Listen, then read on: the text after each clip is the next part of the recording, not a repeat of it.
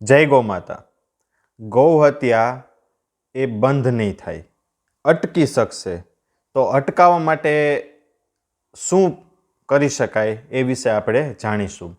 તો સર્વપ્રથમ દેશી ગાયના દૂધ, દહીં, ઘી, છાશ, માખણ અને આ ઉપરાંત દેશી ગાયના દૂધમાંથી બનેલી મીઠાઈ ખાવાનો આપણે આગ્રહ રાખીશું.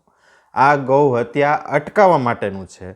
બંધ કરવી બહુ અઘરી છે, કારણ કે આપણે જાણીએ છીએ કે જે આ પિંક રિવોલ્યુશનથી જ આ દેશ ચાલી રહ્યો છે.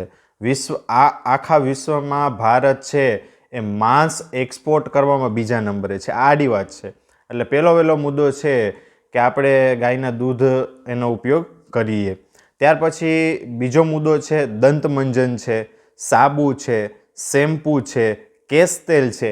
એ ગાયના ગોબર, ગૌમૂત્ર અને પંચગવ્યમાંથી બનેલા હોવા જોઈએ. અને એ જ આપણે આપણા જે દૈનિક જીવન છે એમાં એને સ્થાન આપીશું. ત્યાર પછીનો મુદ્દો છે અગરબત્તી છે, ધૂપબત્તી છે, સાંબ્રાની કપ છે. આ ઉપરાંત ધૂપને લગતી કોઈ પણ વસ્તુ છે એ કોઈ પણ ગૌશાળા અથવા તો ગાયના ગોબરમાંથી બનેલી હોય, પંચગવ્યમાંથી બનેલી હોય, તો એ જ ખરીદીને ઉપયોગ કરવાનો આપણે જો રાખીશું ને તો ગૌ હત્યા અટકાવો એવું કહેવા જવા નહીં નીકળવું પડે, ઓટોમેટિક અટકી જશે. ત્યાર પછી પંચગવ્યમાંથી એટલે કે દેશી ગાયના પંચગવ્યમાંથી બનેલા નસ્ય ઘૃત છે. આ ઉપરાંત આપણે કપૂર નાખીને બનેલું બામ છે, દેશી બામ કહેવાય છે, તેનો ઉપયોગ કરવો જોઈએ. ત્યાર પછીનો મુદ્દો છે દેશી ગાયના જે ગૌમૂત્ર છે અને એમાંથી બનેલ ગોનાઇલ છે, જેને આપણે ફિનાઇલ કહીએ છીએ ફ્લોર ક્લિનિંગ માટે. એ ગોનાઇલનો ઉપયોગ છે કોર્પોરેટ ઓફિસ છે, ઘરે છે, શોરૂમ છે, દુકાન છે, ત્યાં આગળ આપણે કરવાનો આગ્રહ રાખીશું તો આ એક પ્રકારની ગૌરક્ષા જ થશે. ત્યાર પછીનો મુદ્દો આવે છે કે જે ગાય આધારિત ખેતી કરતા ખેડૂતો છે એની પાસેથી આપણે જે અનાજ છે, કઠોળ છે, શાકભાજી છે, ફ્રૂટ છે, મસાલા છે, એ બધુંય ખરીદવાનો આગ્રહ રાખો. ગૌશાળાવાળા લૂંટે છે, પ્રાકૃતિક ખેતી કરવાવાળા ખેડૂતો લૂંટે છે એવી માન્યતા ન રાખવી. લૂંટવાવાળો વિડીયો પણ મેં એક મૂકેલો છે યુટ્યુબમાં, સ્ક્રોલ કરીને જોઈ લેજો કે ગૌશાળાવાળા લૂંટે છે એ ટાઇટલ સાથેનો છે. તો આ લૂંટતા નથી, પણ ગાયે બચાવવા માટેનું જે અભિયાન છે ને એનો આ મુખ્ય હિસ્સો છે કે ગાય આધારિત ખેતી કરતા લોકો પાસેથી જ આપણે જે દૈનિક વસ્તુઓ છે ખરીદવાનો આગ્રહ રાખવો. ત્યાર પછીનો મુદ્દો છે જે આવનારી પેઢી છે, જે નેક્સ્ટ જનરેશન છે, એને વર્ષમાં 1 વખત કે 2 વખત ગૌશાળામાં લઈ જવાનો આગ્રહ રાખો. ગાયની ઉપર હાથ ફેરવો એટલે એને ખબર પડે કે ગાય એઠવાડ નથી ખાતી, ગાય ચારો ખાય છે. અને ગાય છે એ દૂધ આપે છે. કોઈ આપણને જે આપી જતા લોકો છે એ દૂધ નથી આપતા, પણ ગાય દૂધ આપે છે એવી એને માન્યતા દ્રઢ થાય.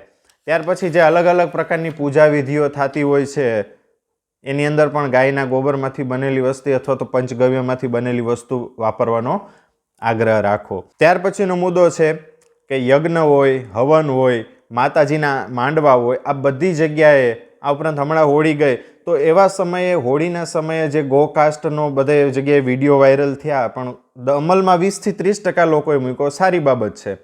પણ આપણે બધાએ સમજી વિચારીને જે હોળી છે, મેં અગાઉ કીધું એમ માતાજીના માંડવા છે, યજ્ઞ છે, એમાં ગોકાસ્ટ અથવા તો ધૂપિયા છાણા ઉપયોગ કરવાનો રાખવું જોઈએ. ત્યાર પછીનો મુદ્દો છે કે ગાયના ગોબરમાંથી બનેલા પેપર છે, કંકોત્રી છે, ડાયરી છે, એનો વપરાશ કરવો જોઈએ. ભલે પણ જે કોર્પોરેટ લેવલે છે એ આનો ઉપયોગ કરી શકાય. આ ઉપરાંત ગાયના ગોબરમાંથી બનેલો મોમેન્ટો છે, ગોબર ચંપલ છે, ત્યાર પછી ગોબર આસન આવે છે, એનો ઉપયોગ કરી શકાય. ત્યાર પછીનો મુદ્દો છે ગાયના ગૌમૂત્રમાં, ગાય એટલે દેશી ગાય, દેશી ગાયના ગૌમૂત્રમાંથી બનેલા વિવિધ પ્રકારના અર્ક છે, જેમાં તુલસી અર્ક છે, મેદોહર અર્ક છે, કાંચનાર અર્ક છે. પણ આ બધું પંચગવ્ય અથવા આયુર્વેદિક ડૉક્ટરની સલાહ લઈને એને આપણે ઉપયોગમાં લેવું જોઈએ. ત્યાર પછીનો મુદ્દો છે જે લોકો કિચન ગાર્ડનિંગ કરે છે, તો કિચન ગાર્ડનિંગની અંદર ગાયના ગોબરમાંથી બનેલ ઘનજીવામૃત છે અથવા તો વર્મી કમ્પોસ્ટ છે અથવા તો ગોબર પાવડર છે એનો ઉપયોગ કરવો જોઈએ. ગોબર સીએનજીનો પણ ઉપયોગ કરી શકાય. એ તો બહુ મોટા લેવલનું તંત્ર થાય છે, પણ જ્યાં કંઈ આજુબાજુ અવેબિલિટી હોય તો સીએનજીનો ઉપયોગ કરી શકાય. અને અત્યારે ત્યાર પછીનો મુદ્દો આવે છે કે અત્યારે તમે જુઓ સુરતને મોટા મોટા સેન્ટરમાં બળદગાડામાં જાન લઈ જવાનો ટ્રેન્ડ આવ્યો છે. બહુ સારો છે, સરાહનીય પ્રયાસ છે. તો આપણે પણ આપણી આજુબાજુમાં જ્યાં શક્ય હોય તો બળદ છે, બળદગાડું શણગારેલા બળદગાડામાં જાન છે વરઘોડો કાઢી અને એક આ અદ્ભુત પ્રયાસ કરી શકાય કે જે આપણે કહેવાય ને ગૌ હત્યા અટકાવવા માટેનો અદ્ભુત અને સરાહનીય પ્રયાસ છે. ત્યાર પછી ધાર્મિક યાત્રા હોય, ફુલેકું હોય, રથયાત્રા હોય, અથવા તો એવા કોઈ ધાર્મિક વિધિ વિધાન હોય, ગણેશ યાત્રા હોય અથવા રામનવમી હોય, ત્યારે જે કાંઈ ફુલેકું કે યાત્રા કાઢવાની હોય એમાં બળદગાડાને અવશ્ય સ્થાન આપવું જોઈએ. હું અત્યારે એમ નથી કહેતો કે ખેતરમાં તમે બળદથી ખેતી કરો, કારણ કે સમય છે. અત્યારે પહેલાં સાયકલ વાપરતા, અત્યારે સાયકલનો ઉપયોગ કરવો કેટલો યોગ્ય છે? કરે છે બધા ચરબી ઘટાડવા માટે, શરીર બેલેન્સ રાખવા માટે. પણ જ્યાં જે વસ્તુની જરૂર હોય કરી શકાય.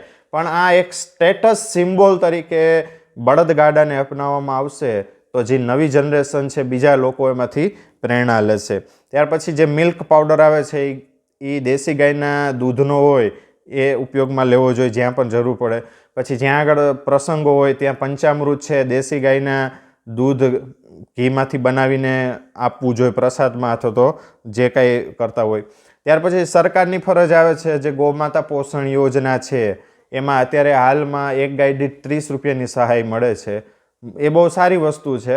પણ એક સામે એવી વસ્તુ પણ છે કે ગાયના નામે સબસિડી લઈને ઘેટા બકરા ઉંદેડા જીવે છે. એ ભલે જીવદયા છે, યોગ્ય છે, યથાયોગ્ય છે અને સમય પ્રમાણે બરોબર છે. પણ મારો કહેવાનો હેતુ એ છે કે સરકારે થોડુંક જાગે અને ગૌમાતા પોષણ યોજનામાં છે એ 30 રૂપિયાની બદલે થોડીક સહાય 100 રૂપિયાની આજુબાજુ કરી દે, 80-90-100 રૂપિયા, તો ગાયો છે, ગાય છે, ગૌ માતા છે એ સર્વાઈવ થઈ શકે અને એની હત્યા છે એ અટકી શકે. ત્યાર પછી અગત્યનો મુદ્દો, હવે છેલ્લો લાસ્ટ મુદ્દો છે, એ કહેવાનો મતલબ એમ છે કે તમે કારખાનામાં છે, ઓફિસ છે, ફેક્ટરીઓ છે, કારખાના છે, ત્યાં આગળ તમે ગાય કદાચ રાખો નહીં તો ચાલશે. રાખો તો બહુ સારી વસ્તુ છે. અત્યારે ઘણા બધા કારખાનામાં ગાયો બંધાતી જોવા મળે છે. બહુ સારો પ્રયાસ છે. પણ તમે ન રાખી શકતા હોય તો ગૌવતધારી બની, એટલે કે ગાયનું દૂધ, દહીં, ઘી, છાશ, માખણ, પંચગવ્ય આ ઉપરાંત જે કાંઈ આપણાથી બને એ આપણે કરવાનો પ્રયાસ કરીશું તો ચોક્કસ ને ચોક્કસ ગૌ હત્યા આપણે અટકાવી શકીશું. આના માટે બીજો કોઈ શોર્ટકટ નથી, બીજું કોઈ વસ્તુ નથી. ઘણા એને એમ થાય ગાય નથી રાખતા ન રાખી શકો તો કાંઈ નહીં, મેં અગાઉ કીધું એમ બધું આપણે ઉપયોગમાં લઈશું તો આપણે 100% છે એ ગૌહત્યા અટકાવી શકીશું. અને જે રોડ ઉપર રખડે છે ગૌમાતાને નંદી, બરાબર, એ પણ રખડતા અટકશે. અસ્તુ. જય ગૌ માતા.